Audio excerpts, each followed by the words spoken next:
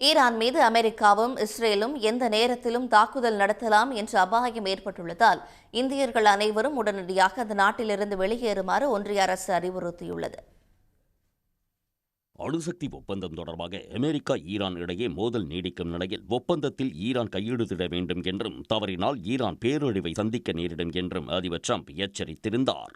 ஈரானை மிரட்டும் வகையில் 2 போர்க்கப்பல்களை அமெரிக்கா அனுப்பிய நிலையில் பல அதிநவீன போர் விமானங்கள் மற்றும் ராணுவ தளவாடங்களை மத்திய கிழக்கில் அமெரிக்கா குவித்து வருகிறது. இதனிடையே லெபனானில் உள்ள அமெரிக்க தூதரகத்தில் பணிபுரியும் அவசர தேவையற்ற பணியாளர்கள் மற்றும் அவர்களது குடும்ப உறுப்பினர்களை அமெரிக்கா திரும்புமாறு அமெரிக்க வெளியுறவுத்துறை உத்தரவிட்டுள்ளது. இதனால் ஈரான் மீது அமெரிக்கா எந்த நேரமும் தாக்குதல் நடத்தலாம் என்று அச்சம் ஏற்பட்டுள்ளது. லெபனானில் உள்ள இஸ்புல் இயக்கத்தினர் ஈரானுக்கு ஆதரவாக தாக்குதல் நடத்தினால் அவர்கள் மீது பதிலடி தாக்குதல் நடத்த அமெரிக்கா திட்டமிட்டுள்ளதாக கூறப்படுகிறது. அமெரிக்காவுடன் இணைந்து இஸ்ரேல் விமானப்படையும் தாக்குதல் நடத்த வியூகம் வகுத்து வருவதாக தகவல்கள் தெரிவிக்கின்றன. அமெரிக்கா தாக்குதல் நடத்தினால் அதை தங்கள் நாட்டின் மீதான ஆக்கிரமிப்பாக கருதி கடும் பதிலடி கொடுப்போம் என்று ஈரான் எச்சரித்துள்ளது.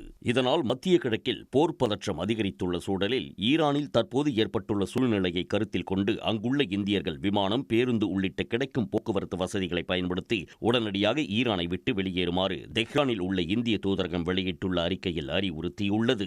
மேலும் இந்திய தூதரகத்தை 981281091115 அல்லது 98128128109109 ஆகிய தொலைபேசி எண்கள் மற்றும் cons.tehran@mea.gov.in என்ற மின்னஞ்சல் முகவரியில் தொடர்பு கொள்ளலாம் என்றும் தெரிவிக்கப்பட்டுள்ளது. இதனிடையே ஈரான் அமெரிக்கா இடையே அடுத்த கட்ட பேச்சுவார்த்தை நாளை மறுநாள் நடைபெறவுள்ளது.